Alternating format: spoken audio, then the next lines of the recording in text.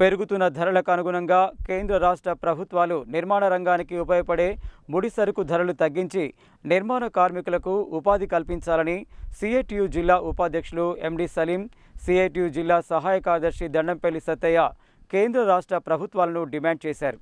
కార్మికులకు రక్షణగా ఉన్న చట్టాలను మార్చాలన్నారు. శుక్రవారం రోజున దొడ్డికొమరయ్య భవన్లో Telangana buildings and other construction workers union తాపీ మేస్త్రి కార్మికుల సమావేశం జరిగింది. ఈ సందర్భంగా వారు మాట్లాడుతూ కేంద్ర రాష్ట్ర ప్రభుత్వాలు అనుసరిస్తున్న కార్మిక ప్రజా వ్యతిరేక విధానాలను తీసుకురావడం వలన కార్పొరేట్ సంస్థలు నిర్మాణ రంగంలో ప్రవేశించి పెద్ద పెద్ద మిషన్లతో నిర్మాణాలను చేపట్టడంతో ఉపాధి పోయే పరిస్థితి నెలకొందని ఆవేదన వ్యక్తం చేశారు. దానికి తోడు కేంద్ర బీజేపీ ప్రభుత్వం కార్మిక చట్టాల్లో మార్పులు తీసుకొచ్చి కార్మికులకు రక్షణగా ఉన్న ఈ చట్టాలను మార్చాలనే ఆలోచన వెనక్కి తీసుకోవాలని అన్నారు. ఆగస్టు 15వ తేదీన జరిగే విస్తృత స్థాయి సమావేశంలో నల్గొండ పట్టణంలో ఉన్న తాపీ మేస్త్రీలు, అడ్డమీది కూలీలు పెద్ద సంఖ్యలో పాల్గొని జయప్రదం చేయాలని, నల్గొండ పట్టణంలో భవన నిర్మాణ కార్మికులు ఎదుర్కొంటున్న సమస్యల మీద భవిష్యత్తులో మనం తీసుకునే నిర్ణయాలు సంక్షేమ బోర్డు ద్వారా నిర్మాణ కార్మికులకు సక్రమంగా అందే విధంగా చర్యలు తీసుకోవడానికి యూనియన్ పోరాటాలు నిర్వహిస్తుందని అన్నారు.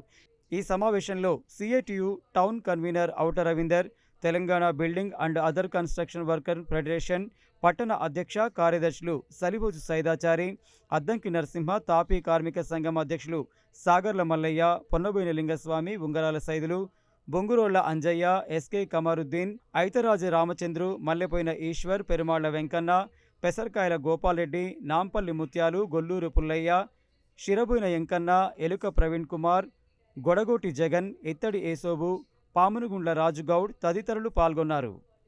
ఇంజనీర్ల వసతులు, షెడ్లు, తర్వాత ఇట్లాంటి వసతులు కల్పించాల్సి ఉంటే ఆ ప్రయత్నం చేయట్లేదు. తాపీ కార్మికులు ఎక్కడైనా ప్రమాదం జరిగి ప్రమాదంలో ఇబ్బంది పడ్డటువంటి వాళ్ళకు నష్టపరిహారం వచ్చేటటువంటి పరిస్థితి లేదు. ఈ అన్ని అంశాల మీద చర్చించి రాబోయే కాలంలో ఈ సమస్యల పరిష్కారం కోసం లేబర్ అధికారుల ముందు పెద్ద ఎత్తున ఆందోళన పోరాటాలు నిర్వహించడం కోసం, మా సంఘాన్ని సంఘటితం చేసుకోవడం కోసం ఈరోజు జనరల్ బాడీ నిర్ణయించడం అనేటటువంటి జరుగుతోంది. రాబోయే కాలంలో పట్టణంలో ఉండేటటువంటి బిల్డర్స్ కానీ, తర్వాత యజమానులు, కన్స్ట్రక్షన్ యజమానులు అందరూ కూడా మా రేట్లని అంగీకరించి నూతన రేట్లు ఇంప్లిమెంటేషన్ చేసేటటువంటి విధంగా మాకు సహకరించాలని చెప్పి ఈ సందర్భంగా కోరుతాం. భవన నిర్మాణ రంగంలో పనిచేస్తున్నటువంటి తాపీ కార్మికుల సమావేశం జరుగుతోంది. ప్రధానంగా పెరుగుతున్న ధరలకు అనుగుణంగా ఈ కూలీ రేట్లు పెంచుకోవాల్సిన అవసరం ఉంది.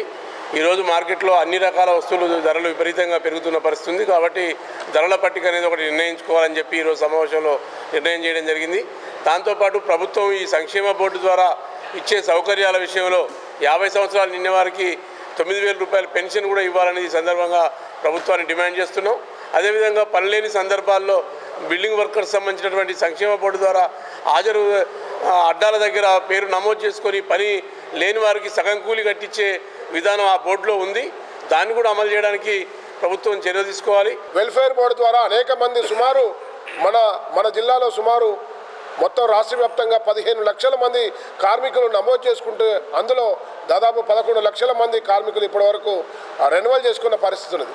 వాళ్ళకు రావాల్సిన సంక్షేమ బోర్డు నుంచి రావాల్సిన నిధులు సరైన టైంలో అధికారులు లేకపోవడం, వాళ్ళు సరైన పద్ధతిలో వాళ్ళు నిర్వహించకపోవడం వల్ల కార్మికుల నష్టం జరుగుతుంది.